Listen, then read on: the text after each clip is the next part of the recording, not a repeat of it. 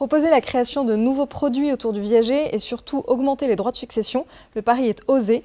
Ce sont donc à des sujets polémiques que s'intéressent les chercheurs Luc Arondel et André Masson.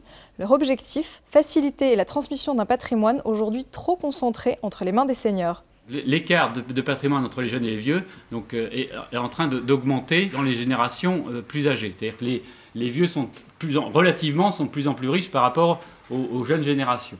La réforme taxine que nous proposons permettrait de stimuler la demande dans les classes aisées et de faire tourner le système. La conviction qu'on a, c'est que sans une réforme successorale, ces produits viagers pourraient ne pas trop se diffuser. Il faut un coup de pied dans la fourmilière et ce serait ça. Alors André, pourquoi est-ce que la situation patrimoniale inédite que connaît la France aujourd'hui est néfaste pour la croissance ?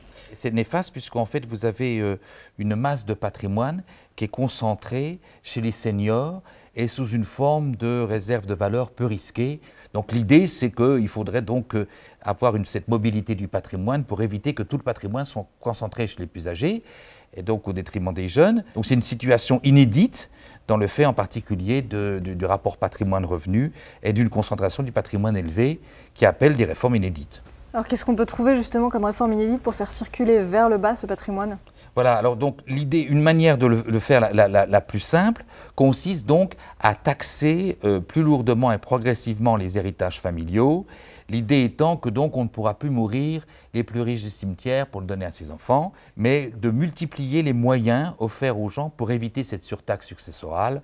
Donc ce soit donner à ses enfants, donner aux œuvres, transmettre l'entreprise plus rapidement, consommer son patrimoine, donc en particulier le patrimoine immobilier qu'on peut essayer de liquéfier par la vente en viager ou de mobiliser par le prêt viager, ou encore de placer dans des actifs plus risqués à long terme, donc les garder sur longue période, de telle manière justement que ça puisse servir la croissance. Je pense que la question du patrimoine, elle est au cœur aujourd'hui du pacte entre les générations et que c'est une dimension qui est essentielle.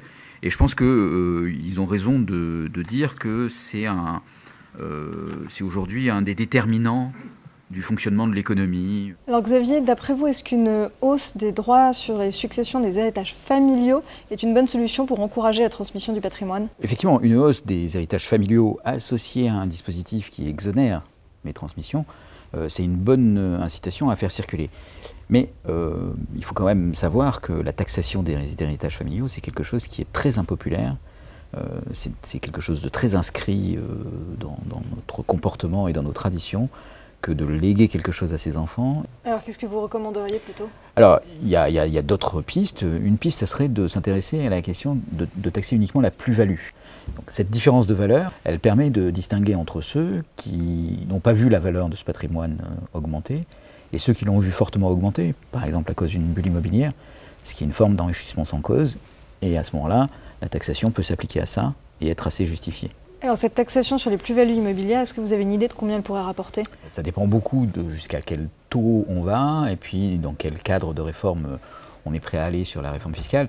Mais en gros, le flux annuel de succession, il est de l'ordre de 200 milliards d'euros. La plus-value sur ces successions, elle est assez inférieure à ça. Le rendement net serait de l'ordre de 10 à 20 milliards d'euros, disons. On a l'impression que le viager est l'outil idéal et du coup la question qu'on se pose c'est mais pourquoi n'est-il pas plus développé ? Il y a des freins et je pense que c'est important de les comprendre si on veut développer cet outil parce qu'il y a beaucoup d'attentes mais peu de réalisation finalement. Agnès, comment fonctionne Certivia qui est donc le fonds viager mutualisé qui a été créé par la CDC ? 11 investisseurs institutionnels composent ce fonds. La taille du fonds a atteint 150 millions d'euros en avril 2015. C'est le fonds le plus important à ma connaissance concernant le viager et qui va nous permettre d'acquérir entre 400 et 500 biens sur une période d'investissement d'environ 4 à 5 ans. Et l'objectif, c'était de promouvoir des bonnes pratiques au profit des vendeurs. Donc on a vraiment une protection qui est en plus accrue par la forme du fonds, qui est une SICAV agréée par l'AMF et donc qui apporte toutes les garanties de solidité financière et de transparence vis-à-vis à la fois des investisseurs qui composent le fonds et des vendeurs en viager qui, par là, bénéficient d'une stabilité de l'acquéreur qui est souvent un des problèmes constatés lorsqu'on vous avez un viager entre deux personnes physiques.